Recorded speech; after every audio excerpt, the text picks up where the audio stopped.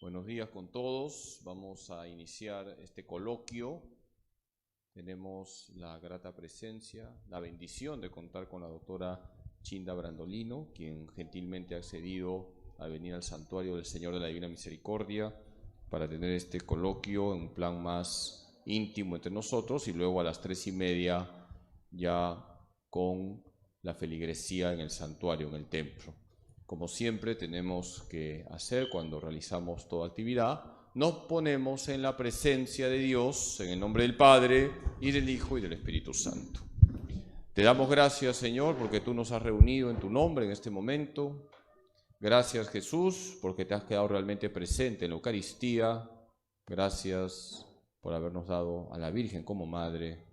A ella nos encomendamos, ponemos en las manos de María, nuestra Madre, este coloquio.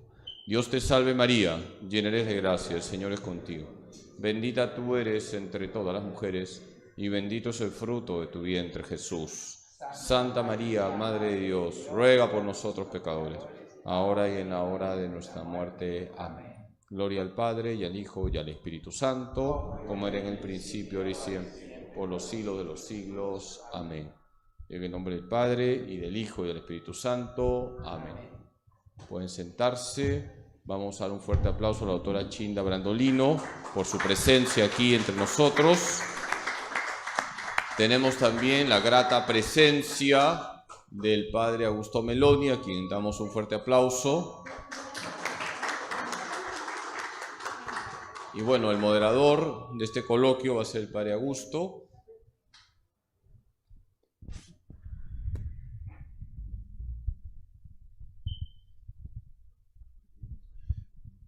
Buenos días, hermanos. Les agradecemos a todos los integrantes de la comunidad del Santuario del Señor de la Divina Misericordia, que preside aquí nuestro querido Padre Párroco, el Padre Carlos Rosell, a los hermanos de Radio María que están transmitiendo en directo este programa, y reitero también la bienvenida a la doctora Chinda Brandolina, que nos va a acompañar aquí en nuestro país algunos días, y a todos ustedes que nos acompañan presencialmente.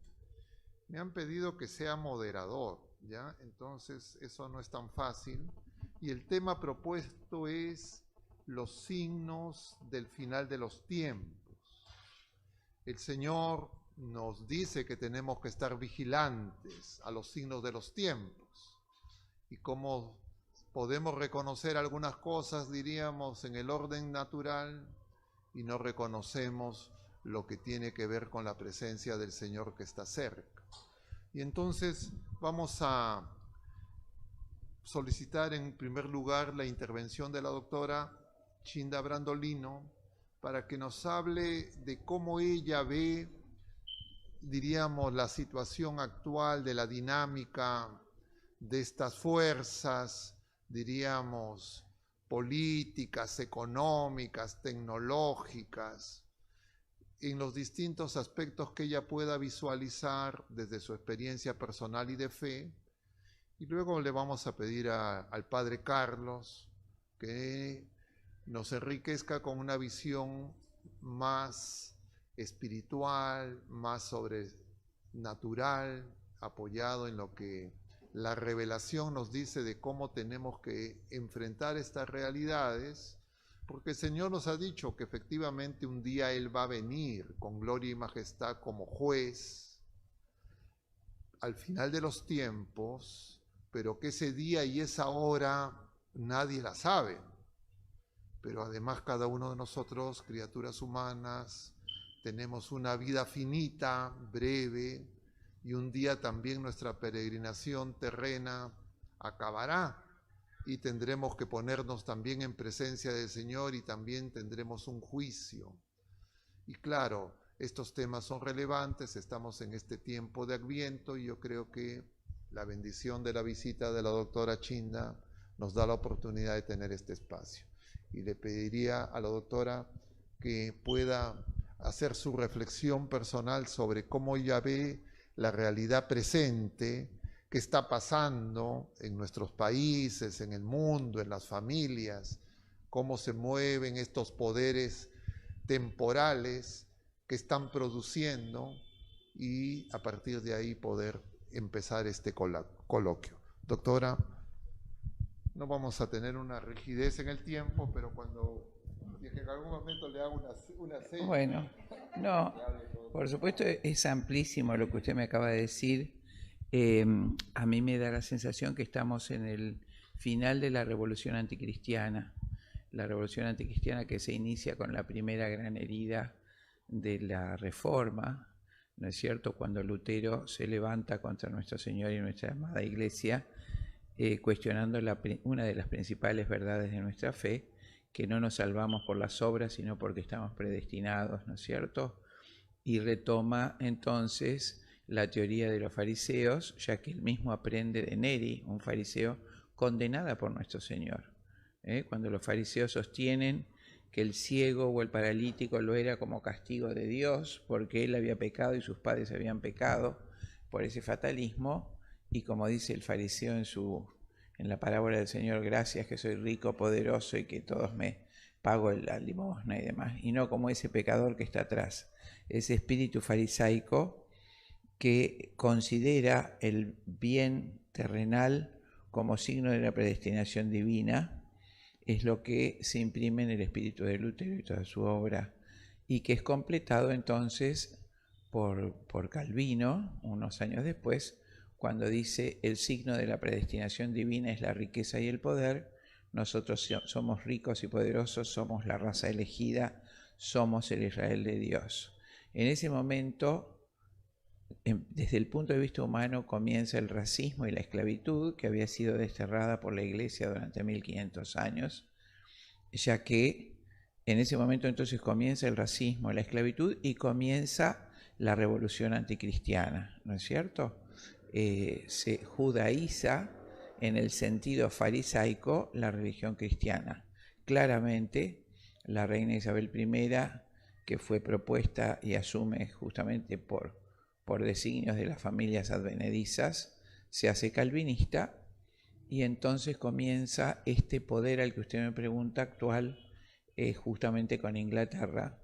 En ese mismo momento la armada inglesa vence a la armada invencible cristiana de Felipe II, profundamente católica, y ya enseñoreados, sin escrúpulos morales, porque según la teoría de la predestinación, todos los pobres, los miserables, los salvajes ya están destinados a la condenación.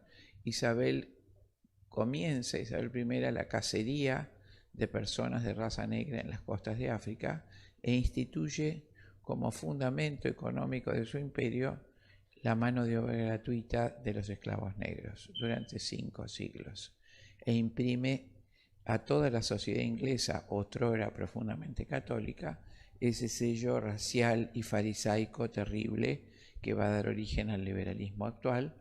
Es decir, mientras yo respete la ley hacia afuera, soy libre en mi entorno de hacer lo que quiera, ¿no? Se va a distorsionar la moral, esa moral que el Señor condenó expresamente: vosotros que por afuera dais la limosna, el yerba, y por adentro violáis las casas en el secreto, las casas de las viudas y los huérfanos. Eso se erige como sistema político predominante en Occidente, y hoy dueño, podría decir, del mundo.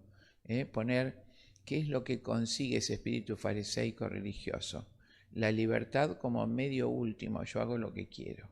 Es una falacia condenada por tantos, especialmente el cardenal Billot, aquel santo cardenal de Pío XI, ¿no es cierto?, donde sabemos que la libertad es un medio para hacer el bien y que la podemos perder tranquilamente para defender a Dios. Tantos mártires que han dado su vida y han caído en la cárcel y han renunciado a su libertad para mantener la verdad y la fe, ¿no es cierto? Esa distorsión, poner la libertad humana, que es un principio satánico, por encima de la verdad, va a regir los 5 siglos posteriores hasta la actualidad. Se va a, digamos, condensar como revolución anticristiana manifiesta durante la Revolución Francesa, donde, por supuesto, en Inglaterra se originan las grandes logias masónicas. Me refiero a la primera gran logia, que fue el rito escocés antiguo y aceptado, fundado por los Cromwell, cuyo designio primero es la destitución de Cristo y de su Iglesia, y por lo tanto la destitución de las monarquías cristianas.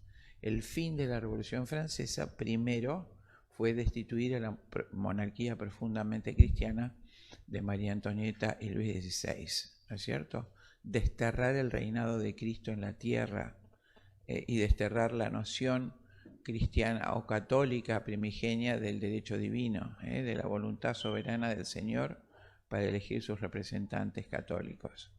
Fue abolido. ¿Y por qué tenía que ser Francia, padre?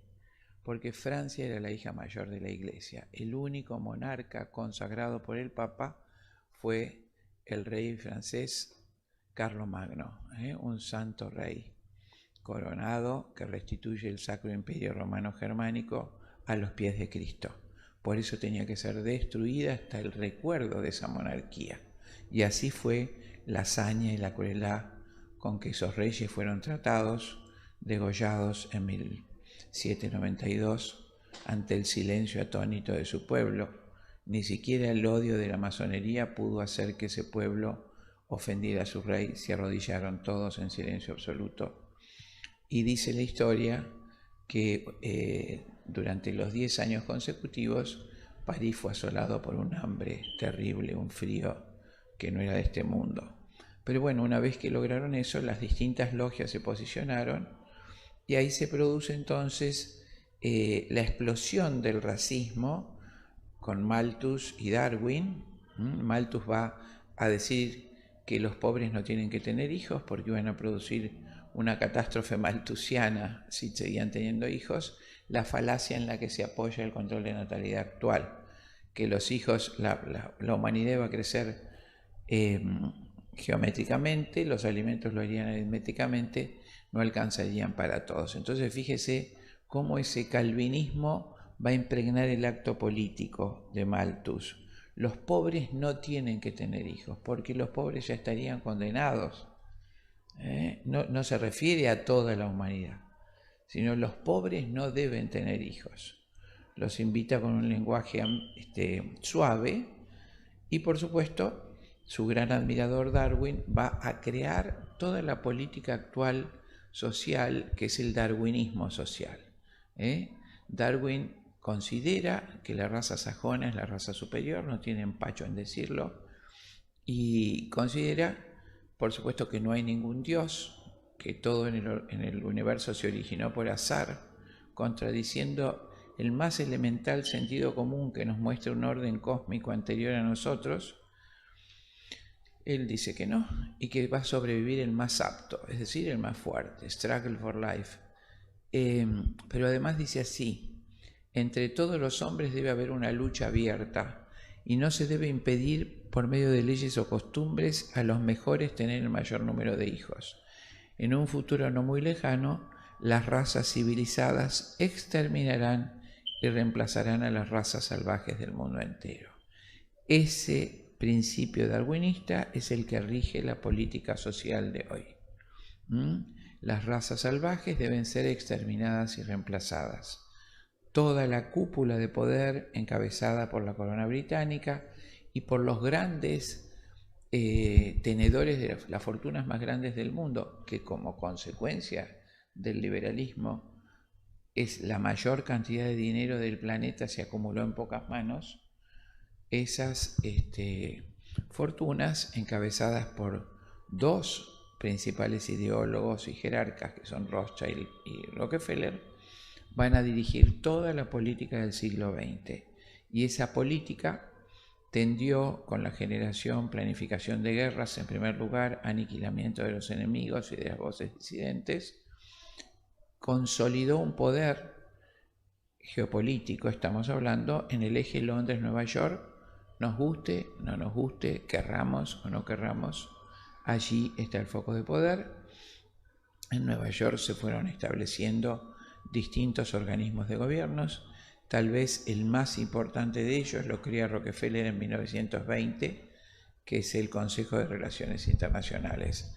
CFR, Council on Foreign Relations, su sigla en inglés, formado por 4.000 personas y muchos ingenieros sociales que trabajan para él.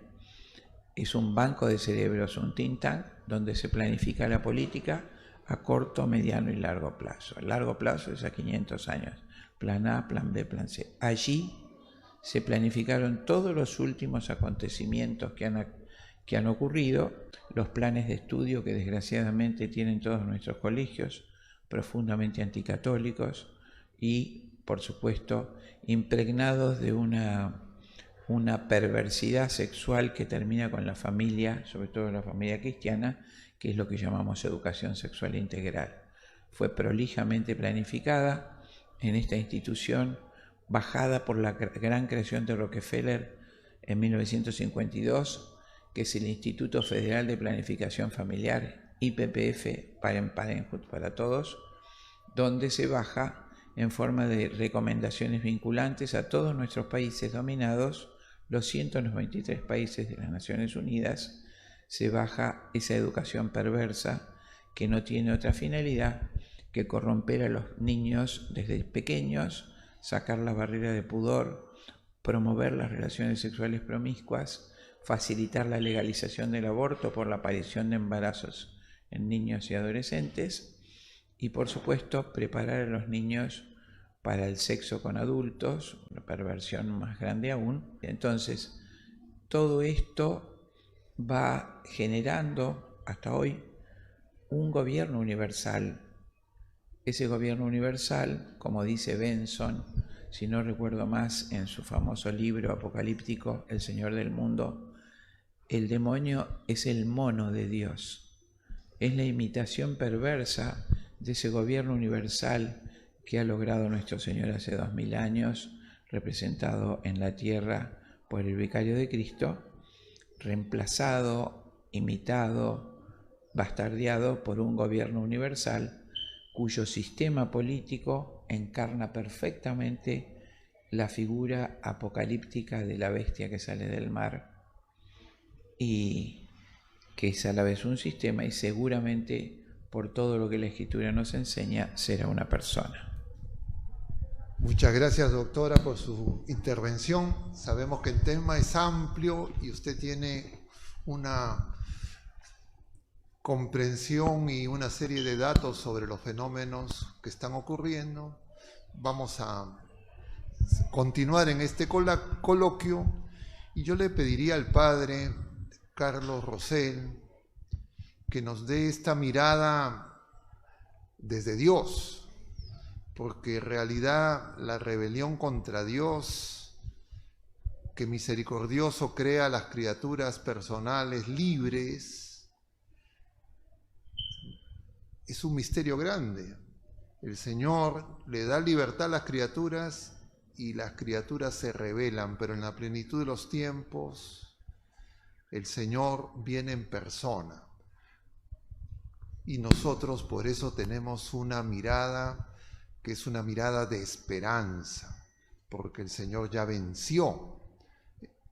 Padre, le pido su intervención para que nos ilumine. Gracias, Padre Augusto. Bueno, voy a hacer un pequeño comentario sobre tu pregunta y luego quiero aprovechar la brillante exposición que nos ha dado inicial la doctora Chinda para hacerle algunas preguntas, ya que lo que ha señalado me ha llevado a poner aquí algunos puntos, unas cuestiones que quisiera que ella responda con esa sabiduría que la caracteriza. Bueno, en primer lugar, con relación a lo que el Padre Augusto me ha señalado, nosotros los domingos profesamos nuestra fe en el credo, ya sea el credo apostólico, el credo niceno-constantinopolitano, y es una verdad de fe, la parusía, la segunda venida del Señor. Cuando Jesús venga por segunda vez, se dará la resurrección universal, se dará la transformación del mundo, la renovación del cosmos y el juicio final. La parusía es el triunfo definitivo del bien, de la justicia, del amor. Pasaje típico que se utiliza para hablar de la parusía, Mateo 25, 31 siguientes. Jesús vendrá rodeado de ángeles, es el Hijo del Hombre que viene con todo su poder y traerá la justicia plena. Por lo tanto, el triunfo ya está dado. La doctora ha mencionado a la bestia que aparece en el Apocalipsis. ¿Cómo termina el Apocalipsis? Con el triunfo definitivo del Cordero y la esposa del Cordero. Cuando hablamos de la esposa del Cordero, ¿a qué nos referimos? A la iglesia. Entonces, el triunfo ya está dado, pero estamos en un combate. Y da la impresión que el mal está ganando terreno. Da la impresión, y eso no significa que el triunfo definitivo va a ser del mal, no. El triunfo definitivo es del bien. Pero hay que estar en el equipo ganador, hay que ser fieles a la doctrina de Cristo, fieles a lo que nos enseña la Iglesia, y por eso, si nosotros somos fieles al Señor, decimos Maranatá, que también está en la Escritura, 1 Corintios 16:22, que es una expresión acuñada por la primitiva comunidad cristiana. Los primeros cristianos anhelaban la parusía, deseaban el fin del mundo, cosa que ahora no pasa, ahora da miedo, ¿no? Cuando uno escucha parusía, fin del mundo, inmediatamente la gente se imagina algo terrorífico, pero eso no pasaba en la primitiva comunidad cristiana, porque la primitiva comunidad cristiana era una comunidad donde se vivía el evangelio con radicalidad. Ser cristiano significaba ser mártir, significaba ser perseguido, significaba ser un bicho raro en una sociedad pagana que era la sociedad donde comienza a caminar la iglesia, que es el Imperio Romano. Por lo tanto, nosotros tenemos que esperar la parusía con paz, con gozo. Jesús ha dicho, cuando llegue ese momento, ustedes levanten la cabeza porque se acerca su liberación. Y Jesús también lo ha dicho, Juan 16:33, si la memoria no me falla, ánimo, yo he vencido al mundo. Por lo tanto, un cristiano no debe ser pesimista. Nosotros somos personas de esperanza, pero eso no significa tener una actitud pasiva frente a la parusía, sino hay que actuar. Tenemos que actuar, no podemos permitir que las ideologías sigan ganando terreno. Vemos con dolor, con tristeza, cómo se multiplican las aberraciones sexuales, cómo las ideologías están tomando posesión de todos los ambientes. Contemplamos con dolor, con tristeza, con indignación, estupor, cómo dentro de la iglesia incluso algunos pastores quieren imponer estilos de vida antievangélicos, y todo eso no debemos permitirlo. Tenemos que ser fieles a Cristo. Y aquí vienen mis preguntas, doctora Chinda. Usted ha hecho una brillante exposición de la historia, sobre todo a partir de la Reforma. Y hay 3 países que a mí siempre me han causado admiración, porque son 3 países que han influido mucho en la iglesia y en el cristianismo. Ha mencionado a Francia, yo mencionaría también España y Rusia. Francia es la hija primogénita de la iglesia. El rey bárbaro que fue bautizado fue el primero, ¿no? Los bárbaros, los galos, ¿no? Fueron los primeros que aceptaron a Cristo. Clodoveo, Santa Clotilde, su esposa, y 15 años, ¿no? Entonces, Francia siempre ha tenido un lugar muy importante en la historia de la iglesia. Y fíjese la cantidad de santazos que han surgido en Francia. San Francisco de Sales, Santa Margarita María de la Coque, San Luis María Montfort, Santa Teresita Niño Jesús, y así podría seguir. Santos que han marcado la espiritualidad católica. Entonces, lo que usted ha mencionado, la Revolución Francesa, fue un ataque directo al corazón de la iglesia, y hay toda una leyenda negra sobre la Revolución Francesa. La Revolución Francesa fue sanguinaria, y una primera pregunta es que profundice, doctora Chinda, sobre las masacres, los genocidios que trajo la Revolución Francesa, por ejemplo, lo que hicieron con las carmelitas, ¿no? ¿Nos podría usted contar un poquito para que la gente sepa lo que fue la Revolución Francesa? Fue un genocidio hacia los católicos. Pero nos han vendido el cuento de que la Revolución Francesa fue paradisiaca, y no fue así. Segundo país, España. La católica España nos trajo la fe, y ahí viene la segunda pregunta, la leyenda negra sobre la conquista, porque los protestantes se han encargado de echar barro sobre la conquista. No estoy diciendo con eso que la conquista española fue perfecta, somos pecadores, pero la leyenda negra pone la conquista como si los españoles vinieron a hacer acá un genocidio, cuando sabemos que hubo de todo, y además los españoles hicieron lo que no hicieron los ingleses, y es que se mezclaron. Por eso los países de América Latina somos mestizos, porque los españoles se mezclaron. Y aquí en el Perú decimos, el que no tiene de Inga, tiene de Mandinga.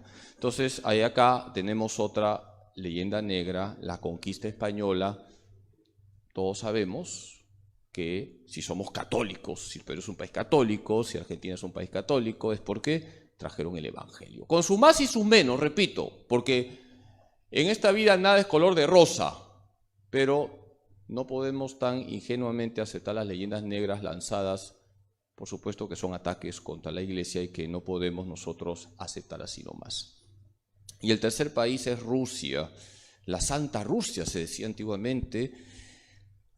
Rusia también ha sido tierra de grandes santos, y en 1917 triunfan los bolcheviques, el comunismo, con todo el daño que trajo consigo y sigue trayendo, porque no nos olvidemos que, por ejemplo, la ideología de género es un neomarxismo, así que no dejemos de lado el comunismo. Uno dice, no, ya pasó. No, no ha pasado. El marxismo está metido en esto de la ideología del género, por ejemplo. Rusia tiene también un lugar importante en la historia del cristianismo, y será por algo que la Virgen Santísima, a los pastorcitos en Fátima, 1917, pidió la consagración de Rusia a su Inmaculado Corazón. Será por algo, será por algo. Bueno, doctora, no quiero extenderme, simplemente que nos hable un poquito de las leyendas negras de la Revolución Francesa, la leyenda negra de la conquista de América y el daño que trajo el comunismo cuando triunfó el año 1917 en Rusia. Yo quisiera, para que la doctora en esta respuesta, esta segunda intervención, ella ha mencionado la presencia, porque humanamente parecería que esto empezó en un personaje, Lutero, y resulta que Lutero fue, entre comillas, letalmente tan eficaz que la corona inglesa y una serie de potencias y intereses temporales se han ido articulando. Y, doctor, usted ha mencionado las sociedades secretas. Es decir, además de este poder político visible en las monarquías cristianas y cómo fueron, diríamos, siendo vulneradas por una serie de dinámicas sociales que también se producen ahora en muchos países y ya globalmente, y que parecería que son cosas espontáneas, que surgen de la calle, la gente y solo descontento, pero le pediría que en respuesta a lo que comenta y pregunta el padre Carlos, usted nos señale cómo ve la intervención y participación de estas sociedades discretas y secretas, muchas siguen operando, y cómo esto de alguna manera influye en los gobiernos que se están, diríamos, alineando con propuestas que son no solo contra la naturaleza humana, sino contra Dios. El origen y desarrollo de la masonería requeriría una conferencia entera, pero solamente diré que tal vez el mejor libro para entenderlo es de un sacerdote argentino. Nosotros tuvimos una gracia extraordinaria en mi país, fueron dos grandes sacerdotes, teólogos y filósofos y varios doctorados más, el padre Julio Membiel y el padre Leonardo Castellani. El padre Julio Membiel, uno de sus últimos libros, ya murió en la década del 80, fue De la Cábala al progresismo. En ese libro, De la Cábala al progresismo, narra cómo primero el judaísmo fue infiltrado de las religiones paganas desde su cautiverio en el siglo VI a.C. en Asiria y Babilonia, y cómo va surgiendo la secta de los fariseos y va contaminando la religión de ese pueblo que había elegido nuestro Señor 2200 años antes de Cristo en la figura de Abraham, que lo separa específicamente de Ur de Caldea para formar un pueblo santo que recibiera el Mesías. Y como usted bien dijo hoy, la lucha de Satanás contra la iglesia y la rebeldía es desde el origen de los tiempos. Entonces, al caer cautivos se van contaminando de el paganismo de los pueblos orientales que adoraban a Baal, de cosas que el Señor abomina. Por ejemplo, el código de Hammurabi asirio consagra el principio ojo por ojo y diente por diente, abominado por nuestro Señor. Devolved el mal por bien, ¿no? Dice el Señor. Bueno, todo eso impregna el judaísmo, y entonces cuando se crea la secta de los fariseos 400 años antes de Cristo, y deforman ese mensaje divino y consideran que la predicción divina es el poder terrenal. Por eso lo matan a Cristo. Cristo, sus 3 años de vida en la tierra fueron lucha contra los fariseos, no contra los romanos en ningún momento. Es que lo que más ofende a nuestro Señor es utilizar los medios que Él nos da, religare, volver a ligarnos con Él, es un acto que parte de nuestro Señor, a través de lo que llamamos religión, religare, de formar todo eso en bien propio y en detrimento de Cristo. Las 2 ciudades de San Agustín.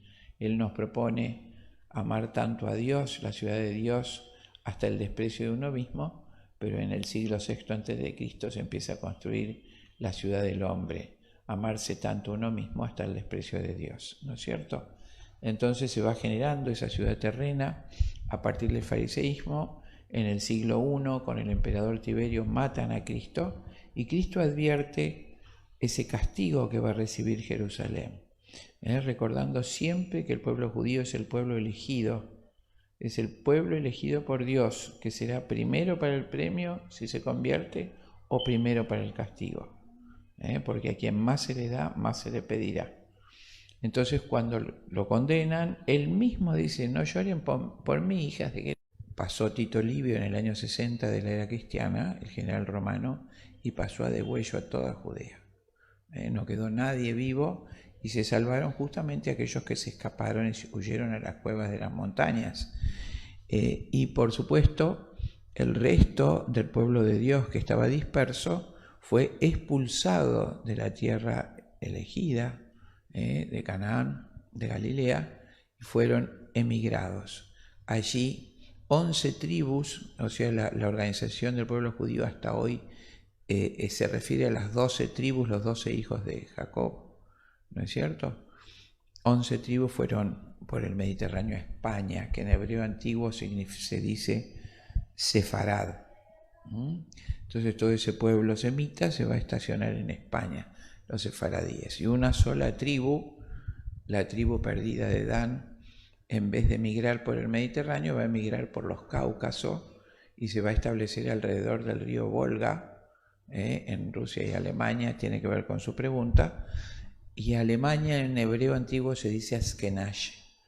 Esa rama del pueblo judío se va a cruzar con los rubios nórdicos y van a formar una nueva raza de ese pueblo que no responde ni a la religión ni a los caracteres del primer pueblo judío que va a España. Los askenazis se van a establecer en todo el hemisferio norte. De hecho, Rothschild, la fortuna más grande del mundo, el hombre con más poder del mundo en la actualidad, es askenazi. También lo era Kissinger, que murió hace 4 días de 100 años. Y todos los que en este momento manejan el dinero del mundo son de esa característica, ¿no es cierto?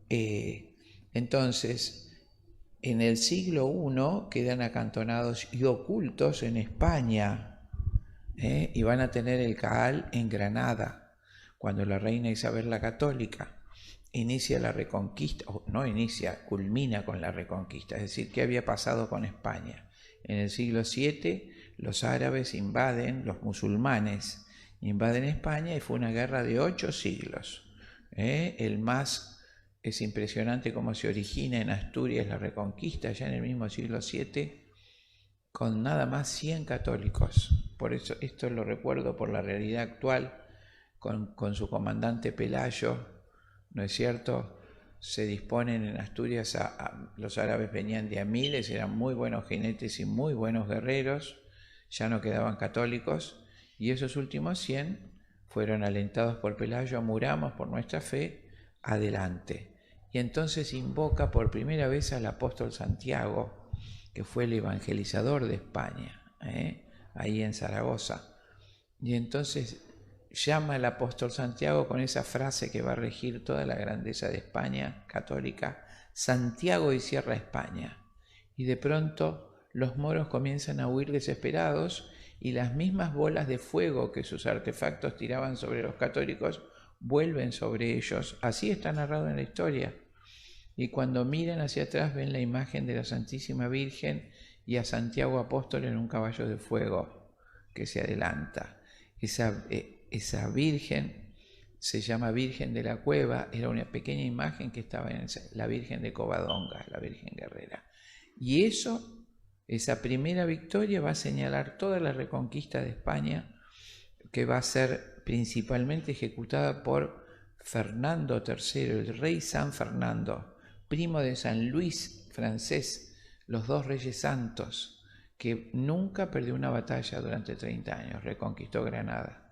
El rey de las 3 religiones, le decían, porque una vez que los moros se rendían, si respetaban nuestra religión, podían vivir pacíficamente. Y bueno, y termina entonces la reina Isabel la Católica, una santa, la reina más grande terrenal de la historia, que hace todo su reinado para llevar las almas a Cristo. Así lo dice en todos sus discursos, en todo su accionar. Ella iba delante de sus tropas, y cuando vamos a Sevilla vemos en los mosaicos al califa de Sevilla entregarle las llaves a Isabel la Católica a caballo, ¿no es cierto?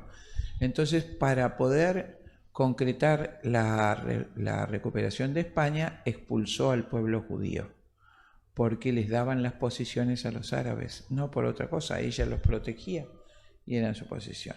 Pero ellos siempre conservaron ese amor y esa añoranza por España, la parte de los judíos semitas que se llaman sefaradíes, que son los que actualmente habitan Israel, ¿no es cierto?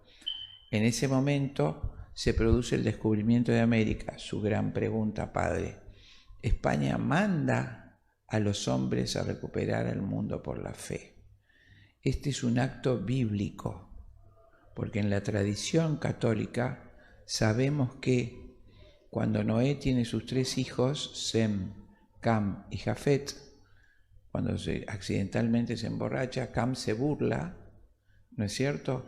Y en cambio Sem, el hijo mayor, lo cubre de espaldas, estaba desnudo. Con todo respeto, cuando se despierta Abraham, maldice a su hijo Cam y le dice: como castigo de lo que has hecho, serás esclavo de tus hermanos, y los hijos de tus hijos serán esclavos de los hijos de los hijos de tus hermanos. Cam en hebreo antiguo significa tierra negra.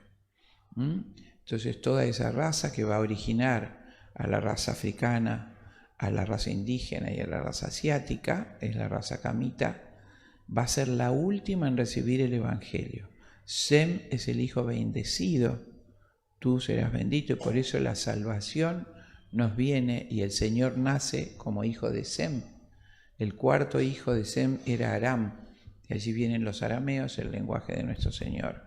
Todo el pueblo judío Padre Nuestro, desde por supuesto Abraham, Moisés, David, nuestro Señor, pertenecen al pueblo arameo semita, y de ellos viene la salvación a nosotros. El otro hijo, Jafet, del que viene la raza blanca, se quedó mudo, no hizo nada, entonces no fue ni premiado ni castigado, del que venimos todos los blancos. Entonces, ese pueblo va a ser evangelizado por los semitas.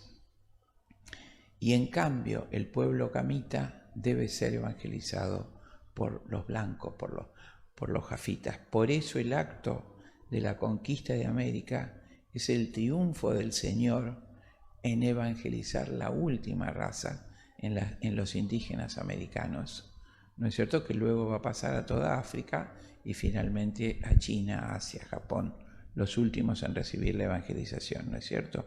La película que hace Mel Gibson, que se llama Apocalipto, es una película bíblica donde el advenimiento de las 3 carabelas inicia la salvación de nuestros pueblos, que es la verdadera razón por la que se permitió el descubrimiento de América, la razón teológica, la fiesta que deberíamos hacer nosotros recordando ese paso.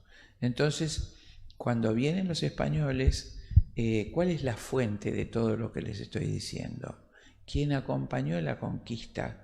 La crónica de Bernal Díaz del Castillo, que es de 12 tomos, donde está narrado paso a paso la evangelización de los primeros años.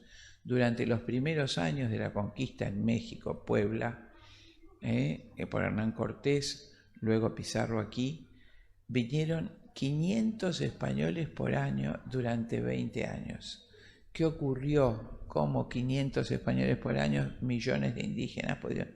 Sencillamente porque los 2 pueblos más avanzados en mi país, que es Argentina, al sur no existían razas civilizadas, tanto los aztecas como los incas tenían un desarrollo de civilización muy grande, semejante al de Egipto en la época romana o anterior, ¿no es cierto? Pero eran antropófagos. El pueblo azteca era antropófago nutricio. Para la fiesta, todos los enemigos, los otros pueblos eran cautivados, guardados en un corral, y para la fiesta del sol iniciaban su asesinato y eran comidos. En cambio, el pueblo inca, que los precede a ustedes, solamente tenía antropofagia ritual. Se encontraron muchísimas momias estos últimos 30 años, ¿no es cierto?, de niños a los que se les sacaba el corazón en los sacrificios rituales. Las mujeres eran lapidadas en la fiesta del sol, las vírgenes, 12 vírgenes, etc. Entonces, lógicamente, fueron las tribus, todas las tribus y pueblos que estaban sometidos a las 2 civilizaciones, las que junto con los españoles van a derrocar los 2 grandes imperios, el imperio azteca en México y el imperio inca en Perú, simplemente por necesidad de supervivencia, ¿no es cierto? ¿Y qué pasa con España? ¿Cuál es la verdad? Y no toda esta mentira que todos han recibido. Usted me preguntó la leyenda negra, parte de Inglaterra. En Bristol, Londres, existe una oficina que se llama Indigenismo, donde se planea todos los escritos que van a bajar a través de las universidades elegidas para sembrar el pensamiento único en Estados Unidos, como Johns Hopkins y Harvard, ¿no es cierto? Entonces, esa evangelización de América fue increíble. Ocurre paralelamente la conquista de Norteamérica y la conquista de Hispanoamérica, ¿no es cierto?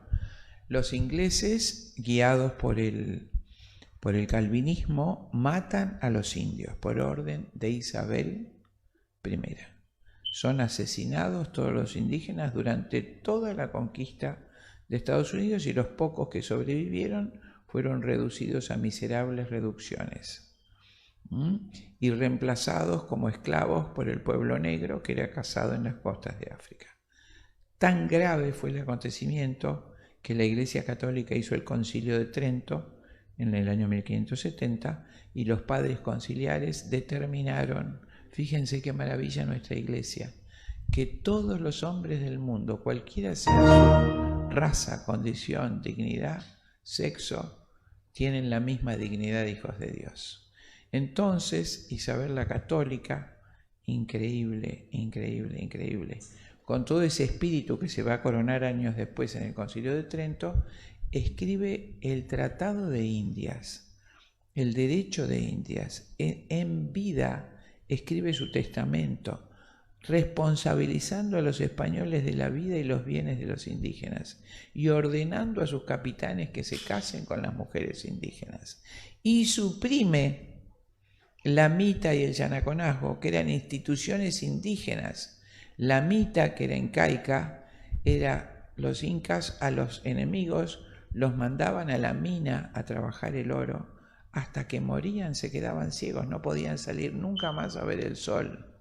Y lo primero que hace Isabel es prohibir la mita y obligar a los españoles a considerar a los indígenas que trabajaran con ellos como jornaleros, en oposición a las dos civilizaciones esclavistas que eran los incas y los aztecas. Y prohíbe también la encomienda, que era una especie de explotación del indígena, que también la copiaron de los aztecas. Entonces, en México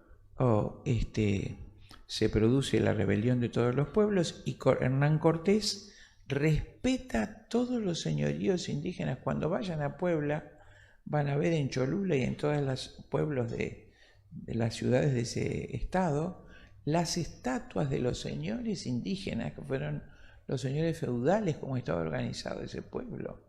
Y lo mismo hizo Hernán Cortés, cuya mujer, su novia, fue también una princesa inca. Entonces, por supuesto, el odio de Inglaterra. Los españoles inescrupulosos tenían tanto miedo de la condena de la reina que llegaron a comprar esclavos negros para no tocar a los indígenas. ¿No es cierto? Entonces Isabel también ordena que los esclavos sean liberados y bautizados.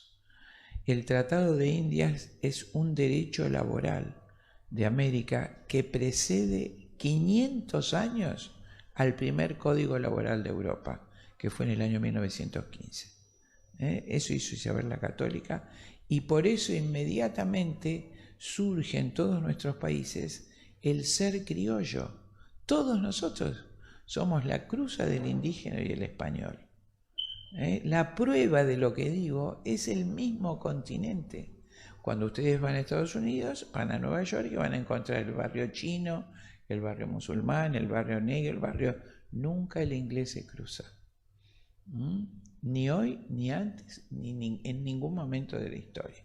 Ellos tienen un racismo religioso, consagrado por Calvino. Ellos son la raza elegida, para ellos son la raza superior. Ellos van a crear, a fines del siglo de 1800, la eugenesia como ciencia, que es la búsqueda de la raza superior y el exterminio de las razas que ellos consideran inferiores. Esa es la verdad de España. España protege a los indígenas durante 300, 400 años. América no era colonia, eso es una gran mentira inventada por Inglaterra. América era el reino de Indias, que tenía el mismo derecho y las mismas garantías que el reino de Castilla, el reino de León, el reino de Aragón. Era el reino de Indias. Y la figura del virrey era justamente eso. Fundamentalmente tienen en cuenta el aspecto intelectual. Y los revolucionarios van a hacer la enciclopedia, donde van a mentir sobre todos los aspectos académicos. ¿No es cierto? Van a generar las bases del liberalismo. Uno de los grandes liberales, Rousseau, escribe el Emilio, diciendo que los salvajes eran muy buenos y que la sociedad los corrompía. Bueno, todo ese tipo de cosas empiezan con... ¿Y qué pasa con España, padre?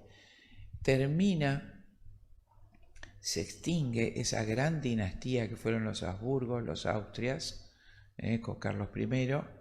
Estamos hablando del siglo XVIII, ¿no es cierto?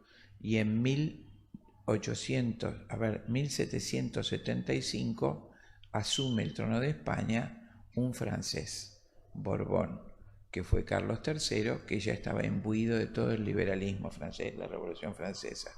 Y entonces ahí manda manejar a España, ya estamos hablando unos 30 años antes de la independencia, manda manejar estos pueblos como colonias. Carlos III era liberal y era masón. Entonces él promueve es la ayuda necesaria para, junto a la acción inglesa, determinar la independencia de América, no para nuestro bien, para sacar de España este maravilloso continente que era riquísimo, riquísimo. Prueba de lo que les digo, 91 universidades fundó España en el pueblo indígena. ¿Dónde están las universidades de los indígenas que haya hecho Inglaterra? El arte hispanoamericano que ustedes tienen acá, que tiene México con el churrigueresco barroco. Cholula, en Puebla, México, tiene 360 templos de una belleza del oro trabajado que no existe en ningún lugar de Europa. Ustedes tienen un patrimonio cultural en el trabajo del pan de oro, la orfebrería de Perú, donde el oro y la plata fueron usados lo tienen hoy como testimonio para gloria de nuestro Señor, a donde debe ir el oro y la plata, el homenaje al Señor. Y tenemos a Góngora, la Escuela de Arte Hispanoamericano, que dio escritores extraordinarios, poetas extraordinarios, que van a culminar con un Rubén Darío, un José Martí. Pero Góngora, el gran escritor. Entonces, ¿qué hizo España? Todo lo demás es mentira. España cruzó sus hombres y trajo sus misioneros, los mercedarios, posteriormente los jesuitas, los dominicos, para hacer las universidades y enseñar al pueblo indígena. No solo evangelizarlo. La civilización nuestra, que es muy anterior a la de los sajones. Y yo podría decir que el pueblo sajón pasó de la barbarie al desarrollo sin pasar por la civilización. Desconocen Roma, la fuente de nuestro saber. Y al final de esta charla quisiera leer una poesía de un escritor católico, Rubén Darío, a Roosevelt. ¿No es cierto? Esa es la verdad de España. Todo lo de grande que tenemos lo hemos heredado de España. ¿Que hubo abusos? Por supuesto, es la condición humana. Pero que hubo grandiosos. ¿Ustedes se imaginan abrirse camino con 3 carabelas en un mar desconocido, como cascaritas de nueces? Bajar, tratar con desconocidos, no saber el idioma. 500 hombres por año en un continente enorme. Por supuesto, y lograr tratar. Esto es la respuesta de España. La leyenda negra la revela primeramente el gran periodista de su santidad Juan Pablo II, que fue Vittorio Messori. Los que quieran leer el pequeño libro se llama Las leyendas negras de la Iglesia. La primera es la leyenda de España. La segunda es la que usted me preguntó, la Revolución Francesa, que fue una masacre. El pueblo francés era profundamente católico. Y los revolucionarios, con Marat a la cabeza, el marqués de Sade, que era un pervertido, inventan la pornografía. La pornografía no existía en la historia del cristianismo ni del hombre, y lo financia íntegramente Federico de Prusia, que era masón. Y dice así, Federico de Prusia: tenemos que hacer estos panfletos que sean muy baratos para que llegue a las cocineras y a los lacayos, donde ponían sobre todo a los reyes, ridiculizándolos en situaciones sexuales, a María Antonieta con su hijito, cosas espantosas, porque la masonería, como es sabido, sabía perfectamente que cuando ustedes corrompen a un pueblo, debilitan absolutamente su voluntad. Y eso, como pasa ahora, ¿no es cierto? Entonces inventan la pornografía y reparten por todo el pueblo, y todo el pueblo que amaba a su rey, todos esos folletos calumniando y vergonzando a sus reyes amados para preparar el terreno para la revolución. Entonces toman los estados generales. El rey Luis XVI era demasiado bueno, demasiado manso, no tomó las riendas a pesar de que algunos de sus hombres le advirtieron que tenía que reaccionar fuertemente, muchos sacerdotes, y cuando toman los estados generales, por supuesto, hacen abjurar a la mayoría de los sacerdotes, tienen que jurar por la revolución, y los que se mantuvieron fieles fueron ejecutados en la guillotina. Todas las monjitas y todos los sacerdotes, así es la maravillosa. Creo que hay una película, aunque no la vi, las carmelitas pobrecitas, encantadas, cantando con su superior adelante, van a la guillotina, donde igual que los macabeos fueron decapitadas, ¿no es cierto? Pero tienen actos cruelísimos. A las monjitas las tiraban del primer piso y las ensartaban en la bayoneta. A los sacerdotes los torturaban hasta morir. Y los cristianos. Hay un libro testimonial de una familia que se llama Una familia de bandidos, lo pueden buscar en internet, que sobrevive la hija de una familia que se levanta. ¿Cuál fue el levantamiento? Les ruego que lean Una familia de bandidos. Es un testimonio impresionante de cómo fue la Revolución Francesa.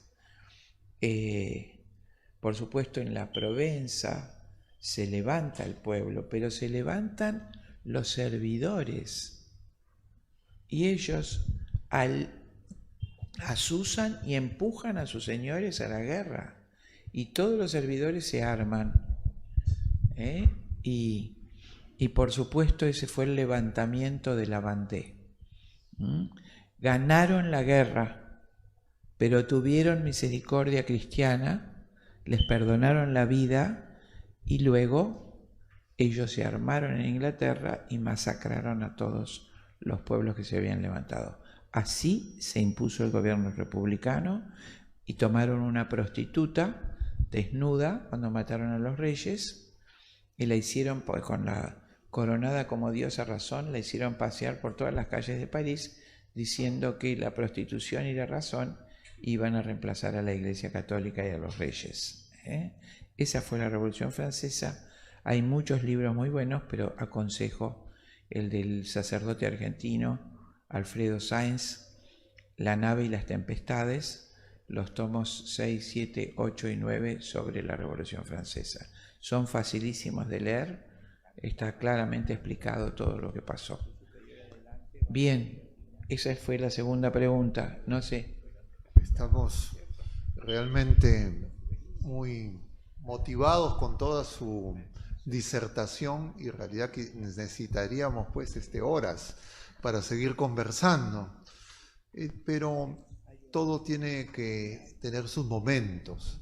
Entonces yo le pediría para una última intervención al padre Carlos y también a la doctora, luego de este análisis macro que nos ha llevado a recorrer la historia, para situarnos un poco en el momento presente, las consecuencias actuales que estamos viendo con este proceso de globalización y de alguna manera esa respuesta que se expresa en este conflicto entre Rusia y Ucrania, y algún comentario también sobre lo que está pasando actualmente entre Israel y en la Franja de Gaza con Hamás. Y entonces, doctora, usted primero, y luego el padre Carlos, que nos haga la mirada, diríamos, de esperanza, porque el riesgo cuando uno entra en los detalles de la historia, que igual ocurre también en la vida personal de cualquier criatura humana, pecadores, uno encuentra mucha miseria. Y entonces uno podría caer desanimado, y esto ya no hay quien lo resuelva, pero hay ya alguien a quien esperamos que venga glorioso, pero que no nos ha dejado solos, sino ha quedado entre nosotros. Y entonces yo les pediría un comentario desde el presente para cómo estos procesos que se han ido dando a lo largo de la historia han dañado profundamente la fe, la esperanza y la caridad, y cómo nuestra relación con el Señor se hace pues utilitaria, una fe sin esperanza, una caridad que es más de apariencia, diríamos un fariseísmo actualizado y un mundo que busca solo lo material y se olvida de Dios. Bueno, lo actual. En el año 1903, lo actual se cimenta ahí, se hace una sociedad entre la corona inglesa, holandesa, danesa, la nobleza negra veneciana, y las 3 fortunas más importantes del mundo, Rockefeller, Rothschild, Morgan, y otros como Ford, Harrison, Carnegie, las grandes, hacen un grupo de 300 personas, se llaman a sí mismos el Club de los 300, el secreto más guardado del mundo, es el primer organismo de gobierno universal del siglo XX. Y allí Inglaterra delega en Rockefeller la administración del poder. Rockefeller designa entonces dos cosas, que va a implementar el comunismo a nivel mundial para lograr la dominación más absoluta de todo el mundo, es el mecanismo de esclavización colectiva, y exterminar las razas que darwinistamente considera inferiores. Entonces, por un lado, hace las medidas eugenésicas, la Liga Eugenésica de Control de Natalidad, crea la eugenesia, y antes de la Segunda Guerra Mundial, Estados Unidos tenía 27 estados con eugenesia obligatoria que esterilizaron forzosamente a cientos de miles de familias pobres norteamericanas. Hace la IPPF, hace la primera clínica de abortos para negros en Harlem en 1930, hace el movimiento feminista marxista norteamericano en la figura de Margaret Sanger, financia la revolución sexual y va a financiar la revolución comunista bolchevique contra el zar. ¿Por qué lo hacen? Porque surgían potencias muy importantes como era Rusia zarista, Alemania y Francia. Entonces financia la revolución bolchevique, luego financia la revolución de Mao Zedong contra Chiang Kai-shek y financia la revolución cubana de Cienfuegos y Fidel Castro, fue íntegramente financiada por Rockefeller. Entonces, ¿qué es lo que dijo el creador del comunismo? Que los dos impedimentos para imponer el comunismo a nivel universal son la familia monogámica y la Iglesia Católica. Entonces, son los dos obstáculos a destruir. Financia entonces la revolución marxista termina o se concreta en 1917, el zar y su familia asesinados, y Rusia se erige como modelo de sociedad comunista. Mucho más adelante China, que es el modelo real, perfeccionado por Rockefeller, el modelo global de la sociedad que quieren. Así lo dijo Rockefeller en 1972. China es cualquiera haya sido el costo del mismo, es el experimento social más exitoso de la historia por el logro del espíritu comunitario, la obediencia y el orden, etc., ¿no? O sea que la China comunista es el experimento que nos espera a nosotros como potencia. Entonces, establecido eso, se generan las dos guerras mundiales, Primera y Segunda Guerra. La primera tiene por finalidad terminar con la última monarquía cristiana, que era el Imperio Austrohúngaro, y se inicia con el asesinato del archiduque de Austria, profundamente católico.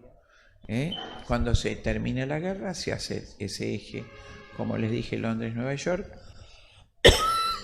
Nunca existió la verdadera oposición de Rusia, es una mentira histórica, porque Estados Unidos mantiene, podría decir Estados Unidos, la masonería norteamericana, que es la que gobierna, mantuvo vivo el modelo para nosotros de Cuba. ¿Cuánto podría haber tardado Estados Unidos en liquidar Cuba? 8 horas, 12 horas. Pero la figura disfrazada de épicas de Fidel Castro y del Che Guevara son el modelo de nuestras universidades. Entonces se crean las universidades que van a generar el pensamiento único, Harvard y Johns Hopkins, y se crean organismos, acá lo tienen también, en Argentina se llama CONIAU, el organismo de control de la evaluación educativa. Entonces, cuando ustedes hacen una nueva universidad, un plan de estudios es elevado al Ministerio de Educación, el Ministerio de Educación a la CONIAU, y la CONIAU coteja con Harvard. Si aprueba, se aprueba, y si no, no. Ustedes lo mismo, México lo mismo, todos los países. ¿Cómo hicieron esto, padre? A través de la usura. Se crean los bancos internacionales de crédito, Fondo Monetario Internacional, y todos nuestros países han contraído deudas con interés exponencial imposible de ser pagado. Entonces, sus presidentes tienen abocados todos los impuestos para pagar los intereses de la deuda y deben tomar nuevos préstamos para los gastos internos, y allí firman que van a implementar el aborto, el control de natalidad, la política de género. La política de género es simplemente llevar al lecho conyugal la praxis marxista, donde el varón es el burgués opresor, la mujer es la oprimida. Como dice Engels, debe levantarse en revolución contra las dos cosas que la hacen distinta del hombre, que son la maternidad y el matrimonio. Eso se concretó ante nuestros ojos. ¿Y qué pasó con Rusia? Cuando termina la Segunda Guerra, las tres potencias ganadoras, Stalin, Churchill, el presidente estadounidense, se juntan en una ciudad que se llamó Yalta, en Ucrania, y hacen el Pacto de Yalta, en el cual se dividen el mundo. Toda América queda para Estados Unidos, nosotros estamos bajo esas universidades y el gobierno de Estados Unidos, África y Europa quedan para Inglaterra y el resto para Rusia. O sea que Rusia era la parte esencial de este mecanismo. Así ocurre cuando designan a Putin como presidente. Cuando se cae el muro en el año 1989, no se cae para beneficio de Rusia. Cuando terminaron con todo el espíritu de Rusia durante 60 años de Unión Soviética, ya el hombre comunista es incapaz de rebelarse, tienen que entrar los grandes capitales, las multinacionales, para enriquecerse con ese pueblo esclavo. Entonces cae el comunismo, el primer presidente ahí fue Gorbachev, que es el artífice de la perestroika, luego Yeltsin, y luego el candidato adecuado para mantener el comunismo, como dice Agustín Laje, la izquierda, la nueva izquierda, ¿no es cierto? Que es comunismo cultural con economía liberal, capitalismo liberal, en lo económico. Ahí lo nombran a Putin porque era el presidente de la KGB. La KGB, el servicio de espionaje ruso, es, después del Mossad, el más importante del mundo, ¿no? Entonces el hombre cruelísimo, imagínense, el organismo que espía y ejecuta al disidente, un hombre duro. Ocurrió que Putin se convirtió a la religión ortodoxa y pasó a ser enemigo del sistema. Vamos a contar la verdadera historia de Rusia, no lo que dicen los diarios ni nada. Entonces, por supuesto, usted mencionó a Hamas, también todo eso es mentira. La Tierra Santa la Tierra Prometida fue recuperada en la Segunda Guerra. Se crea el Estado de Israel en 1948. Y por supuesto los que van a habitar esa tierra son los judíos sefaradíes, los pobres, los semitas, no los askenazis. Entonces ellos habitan esa tierra que estaba 2000 años habitada por los palestinos. Es como que mañana usted tiene una casa y viene un señor en nombre de los indígenas que vivieron hasta el año 1500 y dice: usted se va, lo pasamos a degüello porque esta casa es nuestra. Usted y su familia les quemamos la casa. Eso se inició en 1948, pero concretamente el día que murió el Padre Pío. Mis padres estuvieron un año con el Padre Pío, con mi hermanito enfermo que murió allí, en los brazos del Padre Pío, y él les dijo, antes de venir, en 1967, que el desastre vendría de Medio Oriente. El día que el Padre Pío muere, el 23 de septiembre de 1968, se desencadenó la Guerra de los 6 días, que no tuvo fin hasta ahora, donde se inician las hostilidades terribles entre el pueblo palestino y el pueblo de Israel. Por supuesto, Israel su gestor es Estados Unidos, o sea que tiene armamento de primer nivel en el mundo. Ellos han podido ocupar fácilmente, pero están en estado de guerra. Ellos han hecho una organización socialista donde todos los que van a habitar están en estado militar y los hijos son criados en los kibbutz, organizaciones socialistas comunitarias. Muy bien, eso con respecto a Israel. No ha parado hasta hoy.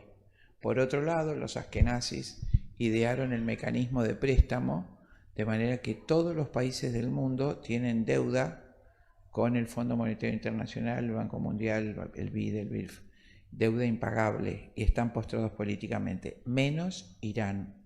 Irán es Persia. Irán no tomó deuda y tampoco acató la orden de desarmar el armamento nuclear, y tiene entonces energía nuclear para fines pacíficos y bélicos. ¿Por qué lo menciono? La guerra actual de Medio Oriente se desencadenó en 1991 para bloquear a Irán. Se empezó con la guerra del Golfo, si se acuerdan los más grandes, se atacó a Kuwait, ese pequeño país, pero en realidad fue una excusa, pobre Kuwait. Fue descripta por el alemán von Clausewitz y se llama estrategia de la aproximación indirecta, para acercar totalmente a Irán.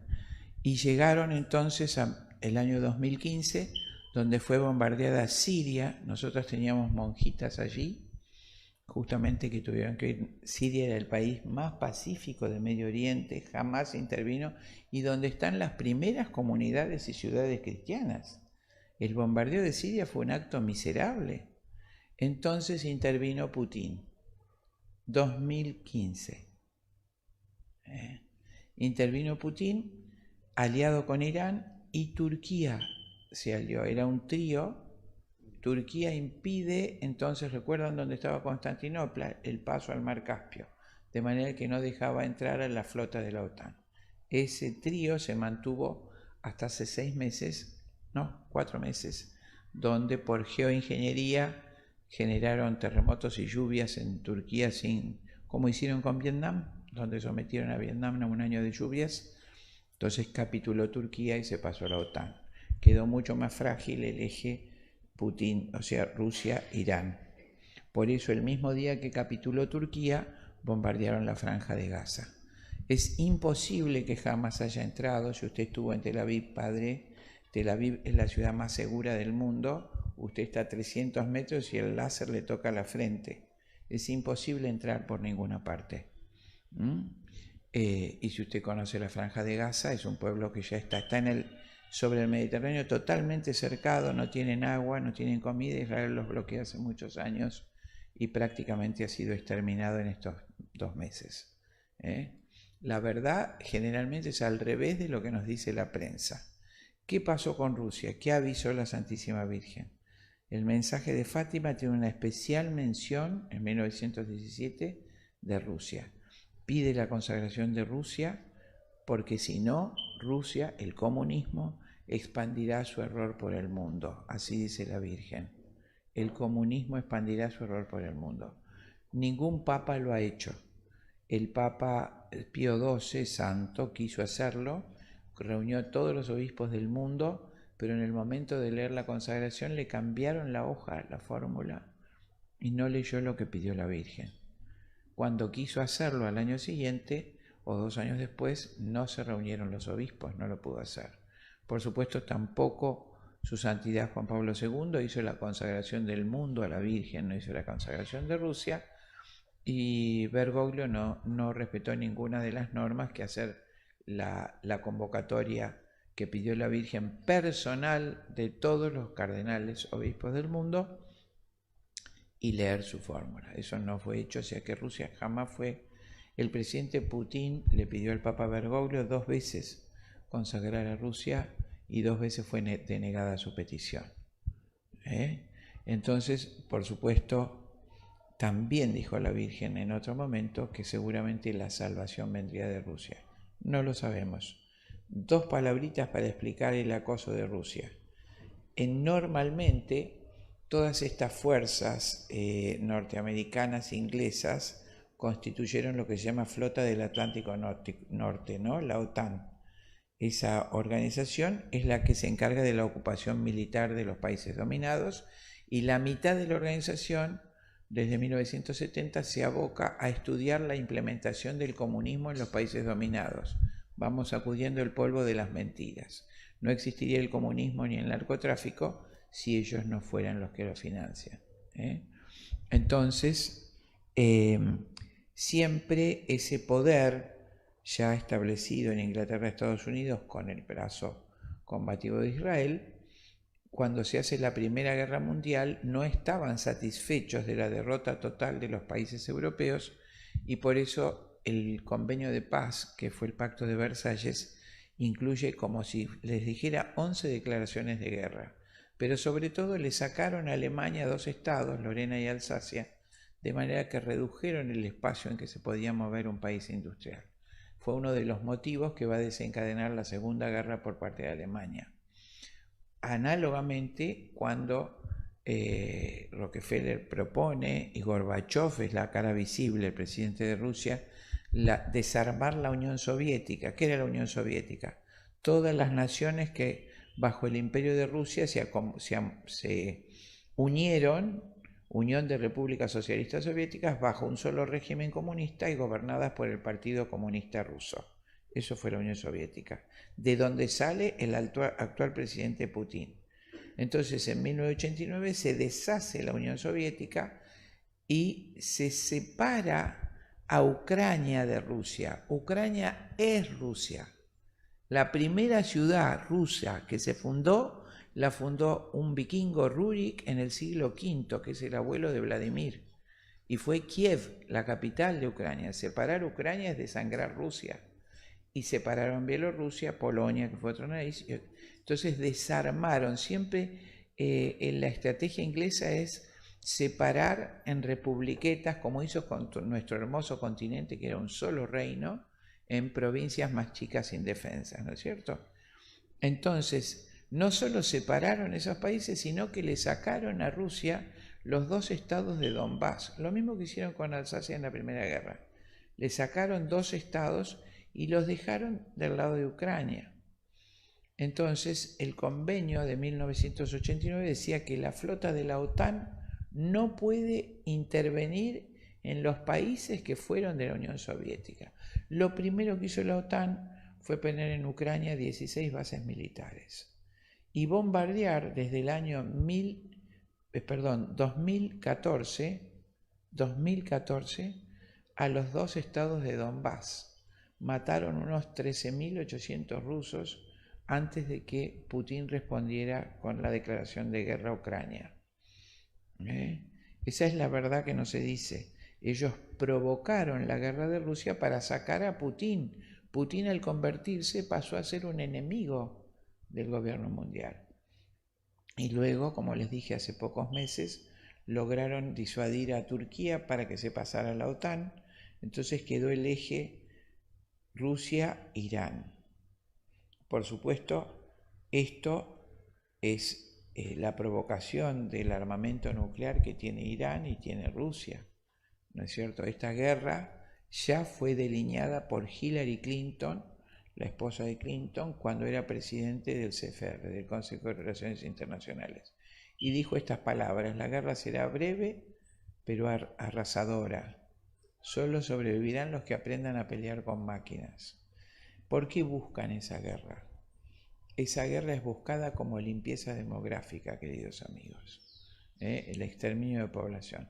Recuerden la imposición del comunismo, que ya es un hecho. Todos sus alumnos, todos, en todos los niveles educativos, son sometidos a planes de estudio que imparten la dialéctica marxista. Todos, no solo la leyenda negra, todos piensan dialécticamente. Los ricos contra los pobres, el clero contra los laicos, los civiles contra los militares. Y todos sus alumnos estudian que el motor de la historia es económico, la mentira satánica por excelencia. El motor de la historia siempre fue espiritual. No se cruza el océano por dinero. Y como le dijeron a la Madre Teresa de Calcuta, una periodista, cuando ve todo abraza a los leprosos, los cura: yo no haría esto ni por $1.000.000, le dice la periodista. Yo tampoco, le dice la Madre Teresa, jamás lo haría por $1.000.000. El motor de la historia es espiritual y la guerra que afrontamos es espiritual. Y así, y esa espiritualidad, Satanás contra el Señor, se manifiesta en los poderes del mundo.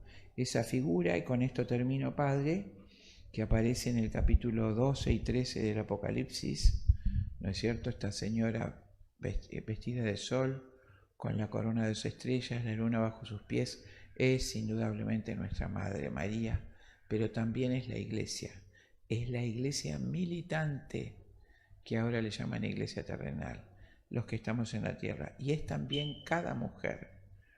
Y entonces dice que el demonio Satanás, cuando fue expulsado del cielo por San Miguel, cayó a la tierra y arroja sobre esa mujer, que es la iglesia militante y que somos nosotras, un río de agua.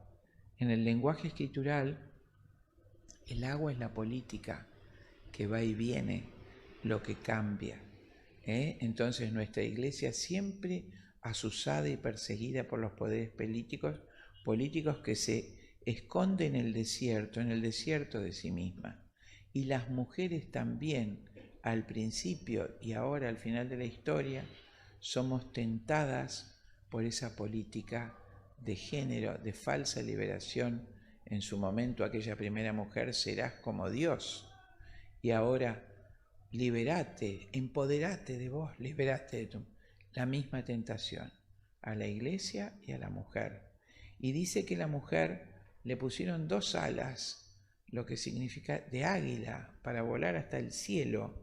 El águila se levanta sobre todas las alturas conocidas y llega a lo más alto al Señor para huir al desierto, el desierto de sí misma, y dice, la tierra acude en su socorro. La tierra, por el contrario, es la fe, es la religión, lo que no se mueve. Nuestro refugio está en la fe de 2000 años, desde que, como dice el capítulo 12, festejamos porque el Cordero ya ganó. ¿No es cierto? Esa mujer que va a estar protegida y cuidada ahí, siempre y cuando se adentre en esa tradición de fe, nuestra iglesia militante y nuestra mujer, nosotras. Y finalmente aparece la figura tan dolorosa. Una bestia, dice que Satanás se aposta en las arenas del mar. Del mar va a salir una bestia de la política universal.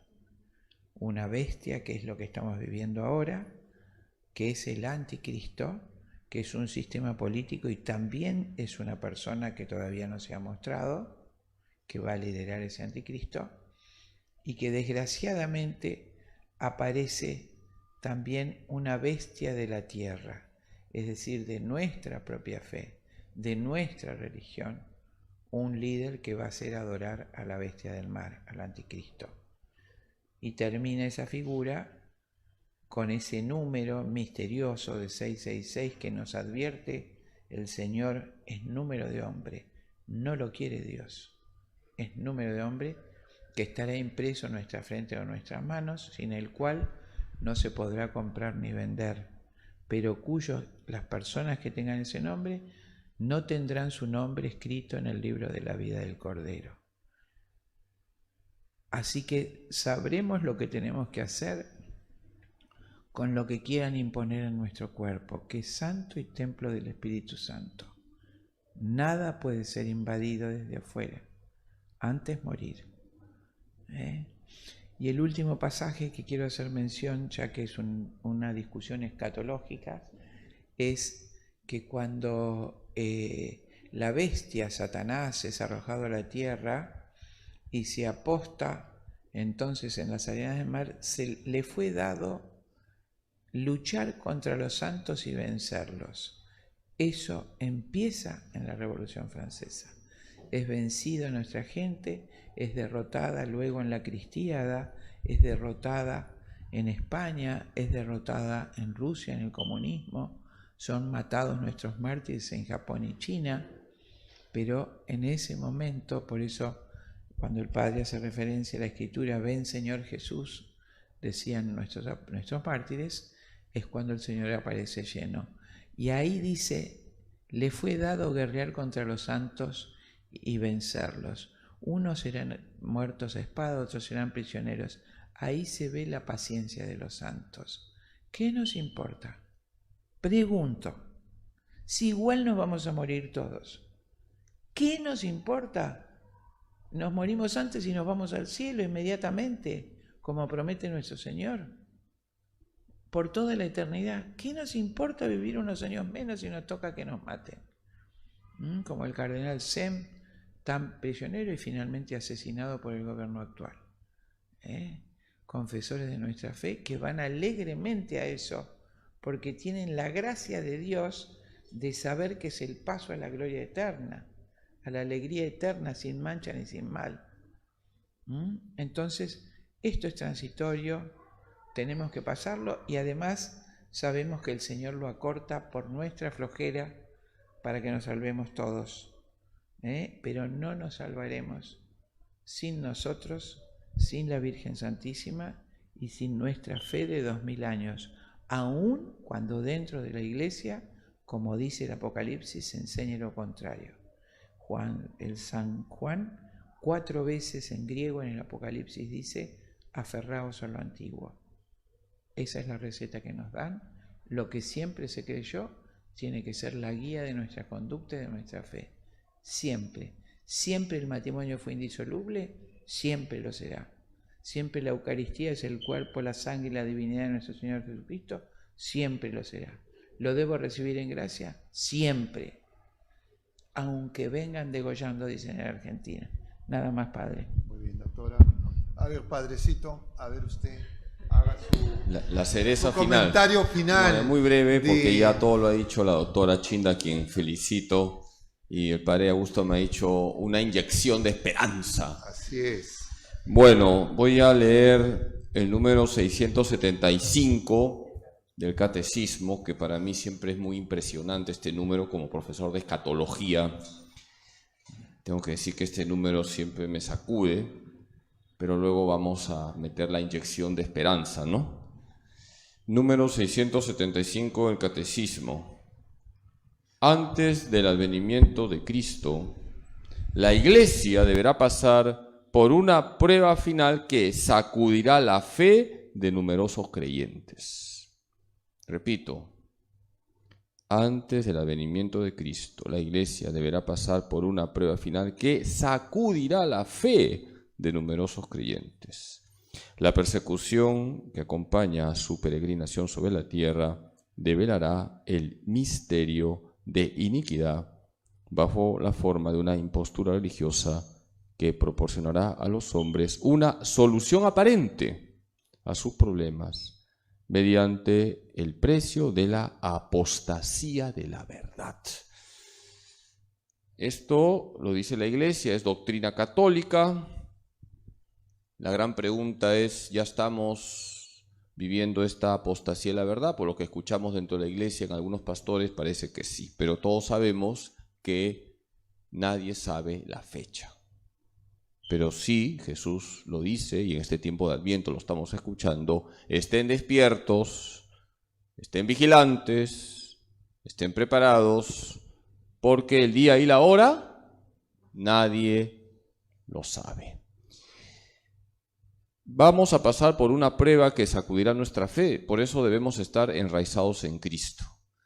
Y les dejo un texto, Mateo 10:22. Serán odiados por mi causa, pero el que persevere hasta el final se salvará.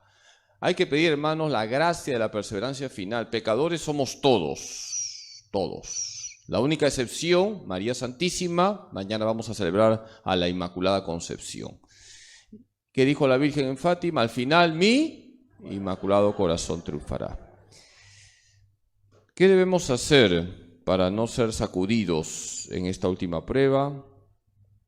Oración intensa, cuidemos la oración, vayamos al Santísimo, cuidemos la Eucaristía. La doctora Chinda ha dicho algo muy importante: hay que recibir la Eucaristía en gracia de Dios. Qué desgracia cuando se promueven los sacrilegios. Recibamos la Eucaristía en gracia de Dios, seamos adoradores de la Eucaristía, valoremos la misa, que tiene valor infinito. Para no ser sacudidos en esta última prueba, tengamos una buena formación, cuidemos nuestra formación doctrinal, porque estamos viviendo en tiempos de una gran confusión moral. Conozcamos la doctrina de siempre, la doctrina de la Iglesia, que nadie la puede cambiar. Repito, nadie puede cambiar la doctrina de la Iglesia, porque la doctrina de la Iglesia se enraiza en la palabra de Dios, y la palabra de Dios nadie la puede cambiar. Cuidemos nuestra formación doctrinal para que nadie nos dé gato por liebre.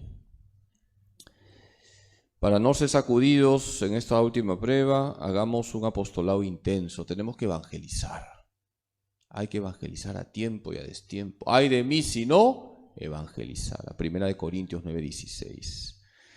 Practiquemos las obras de misericordia, porque la caridad es la reina de las virtudes. Tenemos que inundar el mundo con la misericordia. Estamos en el santuario de la Divina Misericordia, y cuando San Juan Pablo II instituyó la fiesta de la Divina Misericordia, dijo que el límite al mal es la Divina Misericordia. Reflejemos a Cristo ahí donde estamos. Seamos misericordiosos con los demás, sabiendo que ser misericordioso no significa aceptar el pecado. Por lo tanto, no debemos aceptar alegremente esta palabra mágica que se está utilizando mucho hoy, palabra talismán, inclusividad. Por supuesto que hay que ser inclusivos, pero como Jesús, no como nos está pidiendo el mundo. Inclusivo según el mundo es aplaudir el pecado, hacer orgullo del pecado. ¿Qué es lo que Jesús le dice a la mujer adúltera? Yo no te condeno, ¿qué más? Vete en paz, no peques más. Eso es inclusividad. No es aplaudir el pecado, no es decir sigue con tu pecado, no. Hay que incluir a todos para que se encuentren con Cristo, para que se conviertan. Por eso, si queremos hablar de ser inclusivos, hay que ser inclusivos como Jesús, que nos pide una profunda conversión.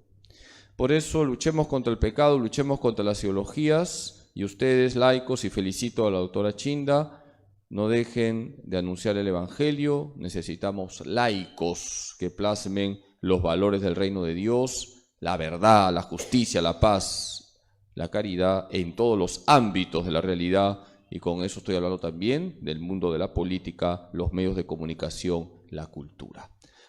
No nos cansemos de anunciar el Evangelio, y así vamos a estar preparados para esta última prueba, enraizados en Cristo Jesús a través de María Santísima, nuestra Madre. Muchas gracias. Los aplausos para la doctora que nos da una cátedra. Vamos a pedirle al Padre Augusto que nos dé la bendición final, y luego hay un pequeño compartir para que nadie se desmaye, ¿no? Un pequeño compartir que ha preparado la Pastoral de Formación y Evangelización. Padre, nos da su bendición. A ver, hagamos una bendición y una breve oración a nuestra Madre. Ya estamos casi en las vísperas de Nuestra Señora Inmaculada, vencedora, nunca derrotada, y que es nuestra Madre. Vamos a dirigirnos a ella con la oración con la que todos los pueblos la claman. Dios te salve María, llena eres de gracia, el Señor es contigo.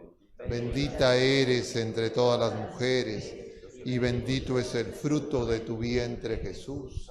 Santa María, Madre de Dios, ruega por nosotros pecadores, ahora y en la hora de nuestra muerte. Amén. El Señor esté con ustedes. Con tu espíritu. Y la bendición de Dios Todopoderoso, Padre, Hijo y Espíritu Santo, descienda sobre todos ustedes, permanezca para siempre. Amén. Y bendiga a la doctora, que las vamos a hacer trabajar acá, pero...